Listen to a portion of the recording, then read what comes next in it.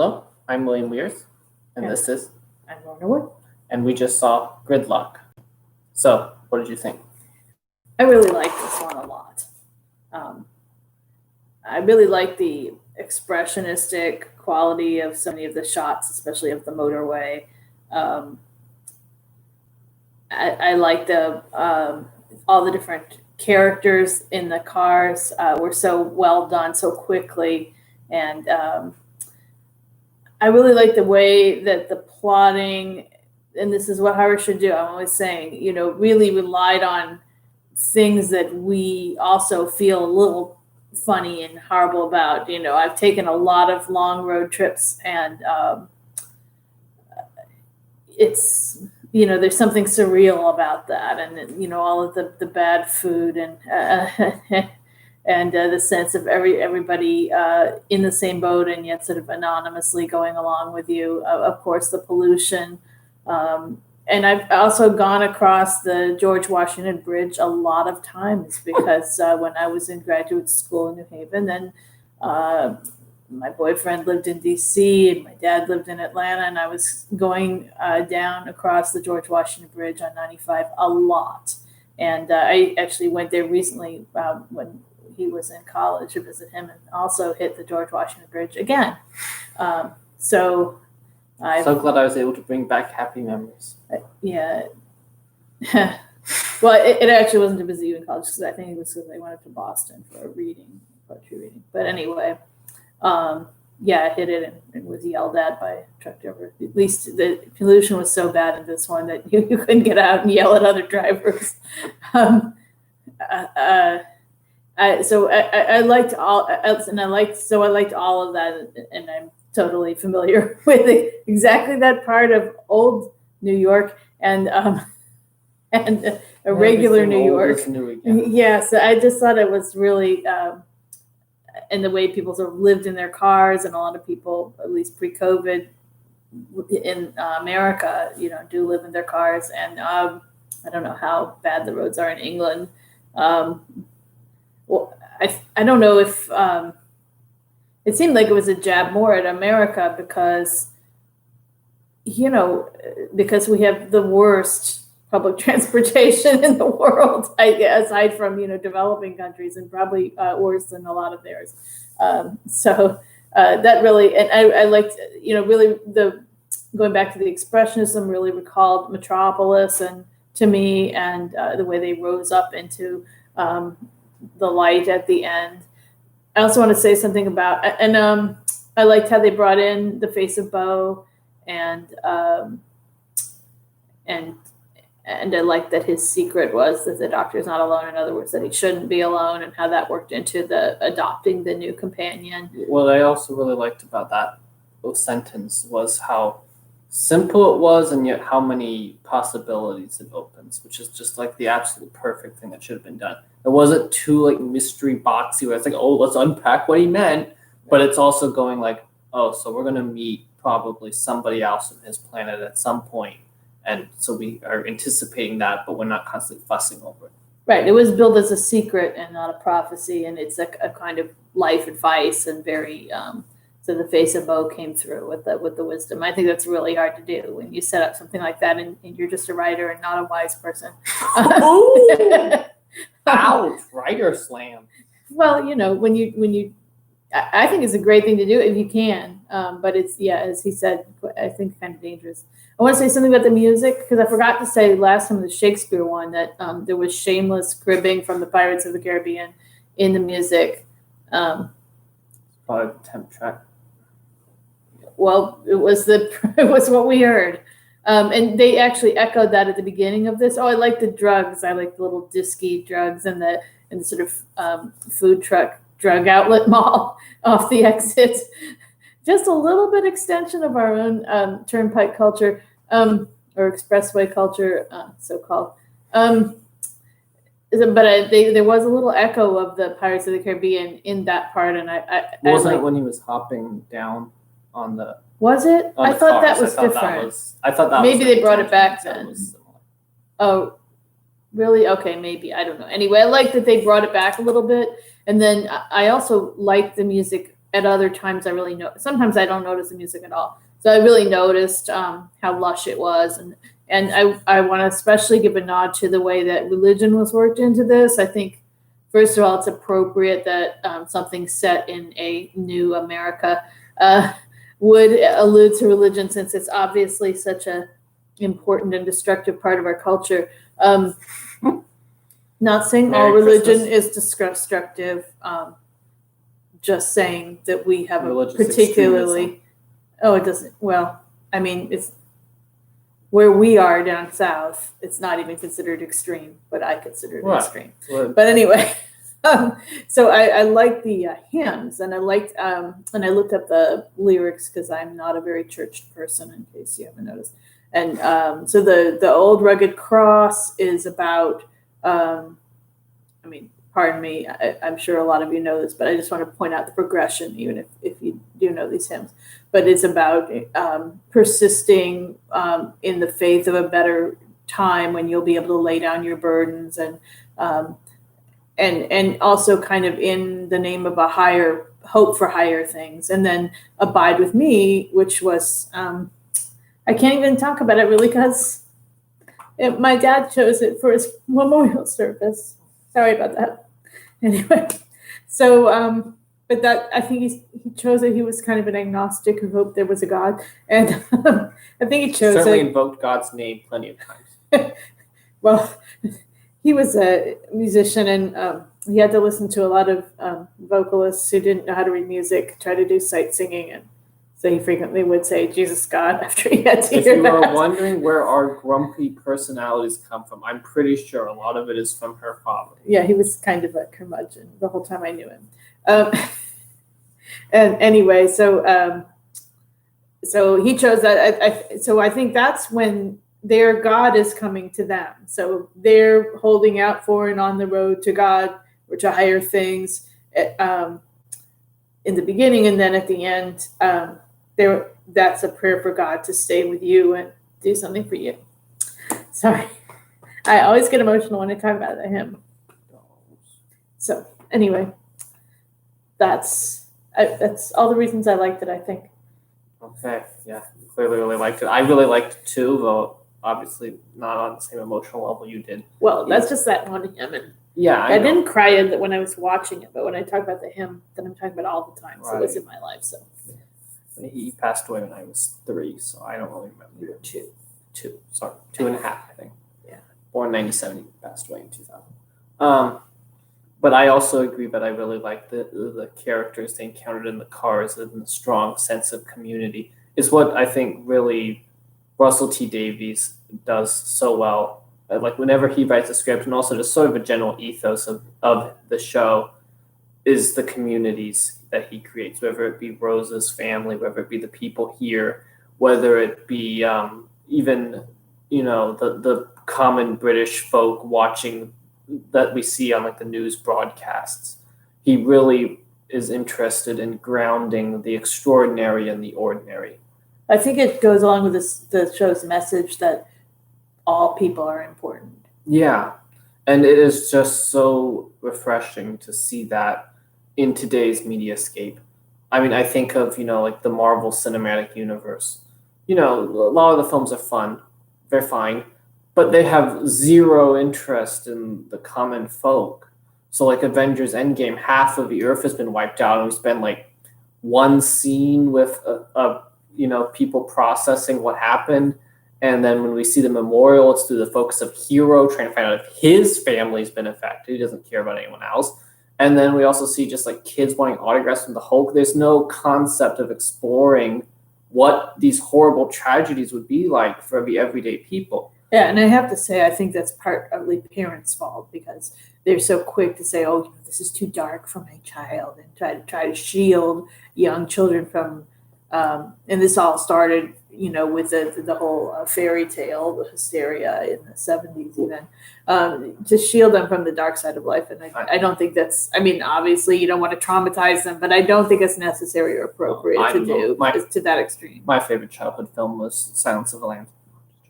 I never showed him that. I wouldn't even let him watch various things that were Yeah. PG-13 until I felt he was ready. When I was 13, I finally got to see Psycho, and of course, my dad was the one who had the nightmares. But I also feel like it has to do with first-person shooter video games and things like that. I just feel like we are in an age where so many people are just cogs, and it feels like a video game where they move from set piece to set piece rather than actually having established personalities where they just go about everyday life. Just little scenes like the eating of the food, makes them seem like people. I also think of this in comparison to one of the newer Star Trek shows, Star Trek Picard, where it's allegedly about Brexit and Trumpism and all that, but it never actually takes time to portray the plight of the Romulan immigrants. It's just constantly buzzing from plot point to plot point. And I feel like if Russell T Davies had been in charge of that show, we could have had really gotten to know these Romulan immigrants as people, and then could have been more invested. And so I really am appreciating that humanism in this show. Well, again, I think there might be an ulterior motive with Star Trek, and that they don't want to alienate their conservative viewers. Well, it's too late. They've already done that by talking about how this is about Brexit and an anti-Trump show, even though it ends up, I feel, being extremely Trumpist by how it portrays the Romulans as evil immigrants who've infiltrated the government. But that's, again, getting off topic.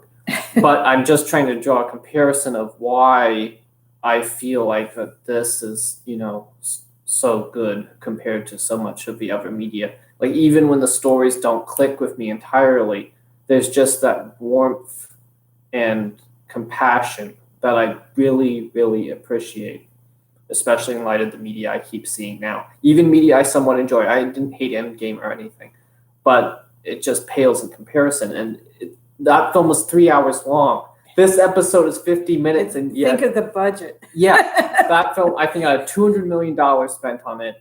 It was 3 hours long. This episode probably had a budget of, $2 million. Was 45 minutes to 45 to 50 minutes long. And yet we feel like we know that world. We sympathize with the people. We get involved in their plight. It's just so much more meaningful. Yeah, I really liked seeing how they made a little community, and that was helpful to the plot because you had the old lady who had the little record book that she kept as a hobby. Yeah. But I liked how, there were connections formed despite they're all being in the little capsules. And I liked how, each of the couples was, we had the traditional, was represented peoples. So we had the old lesbian couple, we had the cat woman couple, we had the traditional stereotypical nuclear family in a way. So we had a representation of various peoples. And the Korean girls. Yeah. I like that. And we had I the teach sort a lot of of Koreans. John Cleese, and I could just see that guy doing silly walks. The one with the bowler hat. Right. Yeah. The Korean girls were kind of K-pop-y. Yeah. Another humanist thing, I really liked how furious and angry the doctor was when Martha was taken. He was like, oh no, have I just done this again where I'm going to get an innocent hurt?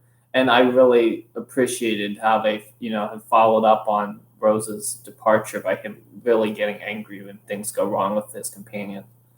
I think that you were saying, I feel like the doctor's a character that can't really grow. I feel like this is an example of how we've seen him grow in the show. Well, I think since Rose's death, he's been really developing. Now, he still becomes arrogant, but he's always facing almost immediately some hurdle to that. So he is facing his limitations over and over. Yeah. And I liked how they acknowledged that he'd already taken Rose there, and Martha's like, oh, he hasn't heard of a rebound or whatever that was. Right, that was good, yeah. I thought that was funny. I think they're doing a good job developing Martha. I don't feel like I know her. I feel like she's a little bit more sidekicky than co-lead. I really felt like Rose was co-lead, and she feels a little more sidekicky. But Rose was sidekicky at the beginning. You have to learn the ropes before you can. Yeah, I know. She's still not quite sure what's going on, and completely not terrorized, but really feels inadequate to coping with any of the new situations. And Rose grew into that. Well, I just meant in terms of who she was as a person. I don't know. I've said this when we reviewed the second episode. I felt as if Rose was a co-lead, and because of how much time we spent getting to know her as a person before the doctor comes and whisks her off and everything. But what I did like with the scene with Martha was where she, oh my God, I went off with this person. I never called my parents to tell them where I was going and I'm going to die. So that was really good. It followed up on that. So that was welcome. That way she isn't just, waiting to be saved or whatever. She's ruminating on her life. I thought this was also easily David Tennant's best performance because he had to be really angry at like the vendors, and then he had to act all compassionate with a head, a very impressive prosthetic head, but still a head. And then I thought his final scene where he's like reflecting on the destruction of Gallifrey and he's repeating all the things he finds beautiful. It's just perfectly played because, he could have like burst into tears or like cried or, just done something overblown. But he just sort of says it very calmly, but there's just such a level of tragedy there. That was his homeland. Yeah. He describes it in the opening to Martha, and then after he reveals what actually happened to it, he repeats all of that. But the way he just tells it, I thought that was really well done acting. And I forgot to say the most important reason that I like it, which is that it redeems the anti-cat New York episode that they earlier had with a pro-cat episode. Well, not to mention the cat that disappears in Fear Her and we never see again. So this was a much needed course correction. Yeah, so after I saw the video of how hard it was to get that cat into the box in Fear Her, I can understand why they might want it to disappear and never come back. It was the same problem on The Next Generation. Brent Spiner, who played Data, said whenever he saw Spot in the script, he would groan because Spot was a prima donna. Yeah. So, but I like that they followed up on the cat doctor and, explored a more compassionate side of the cat doctor. Because the cat doctors had the point we could understand even if we disagreed with in the previous episodes. I like now that we saw a warmer side. So that was good. The prosthetic work on the head of Bo is just amazing. Like they displayed it in a museum and I saw a still and it looks really impressive. And I just like that character. And it's as I said before, it's so hard to do mystical without you rolling your eyes, and I felt like they really handled that character well. What else about this episode? I liked the police were on hold and like the recording saying everything is fine. I feel like that's something we can all relate to in this COVID age with people like, oh yeah, everything's under control. Don't worry. Oh yes, we're over 200,000 deaths, but we're gonna be fine. Well, we're over 300,000. So I felt like that was really. Oh, there were no police, as it turned out. Right. Yeah, because they were always on hold. But there's that recording of them obviously like describing the weather, like everything's gonna be fine, and I just felt like that was meaningful. And I also like the concept of that they got eliminated by a bliss virus, like that they were so determined to find bliss that killed them. Because I'm one of those big believers, and if we had paradise, we would be miserable. So I like that, and also it speaks to how people today, some people are just try to escape problems rather than actually focus in on them. Oh well, the whole drug culture, I think, there. Well, obviously, they have a lot of reasons to want to escape since they're stuck in those capsules all day long. But it's also taking up on our own drug culture, which has become so extreme. Everybody's taking pills. Right, but there's different kinds of drugs. And I feel like a lot of people, just do anything to avoid confronting actual problems. Right. But we have those. We actually have that too. I know. I'm just thinking also, other escapes people pursue. Even though obviously it's a little silly that the skeletons are like right there in the government, but I did like that image because God knows we sometimes think of our government as fossils just rotting away. Well, Moskowitz himself referred to it as a graveyard. Yeah, there you go. Let's see. I also did really like the music. I always love it when the episodes just take time out to like not advance the plot, not have dialogue, but just let music tell the story for like 2 minutes. Yeah, or when they broadcast the hymns, just focusing in, this gets to the interested people on the people's faces and how they were sustained by that. just create however misguided. atmosphere. Again, I hate to be being the sick horse, but it seems to be a dying art these days. Like there's so many works that don't appreciate just letting music tell the story. Well, and it's just so, I think it's so important to have daily life. And that's one reason why I do a lot of research when I write science fiction and also horror, because I just, how do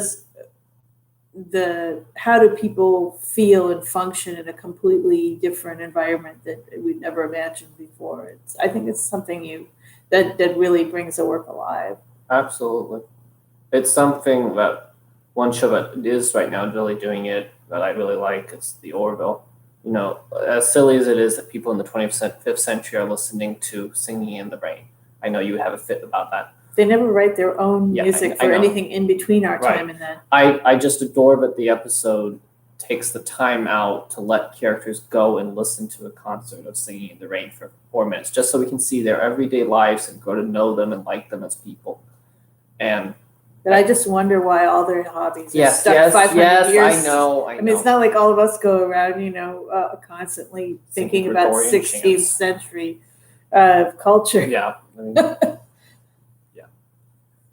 I understand that concern, but I'm just saying that on a basic people appreciating music or appreciating something level, I like that. And I wish more media would do that. Yeah. So I guess I give this episode an A. I give an A+. I really, really liked it. I liked it. I liked how it all fit together.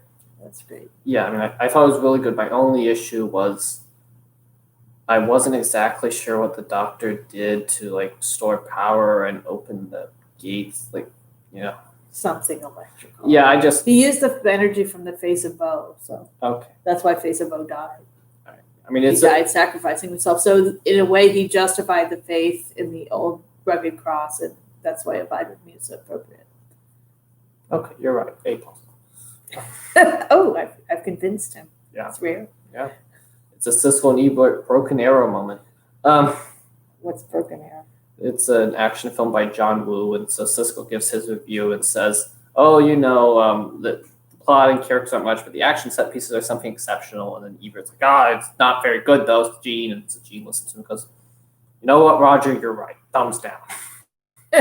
So this is the reverse of that, but it's still Siskel and Ebert. Broken Arrow. Okay, so we haven't had one in a while because of Christmas, but since we're talking about affirming things, here, look at our beautiful Christmas tree. Isn't it nice? But yeah, we'll show it to you for lights on. Anyway. So that's why we haven't had an episode up in a little while. But I hope that our extra length for this one makes up for that.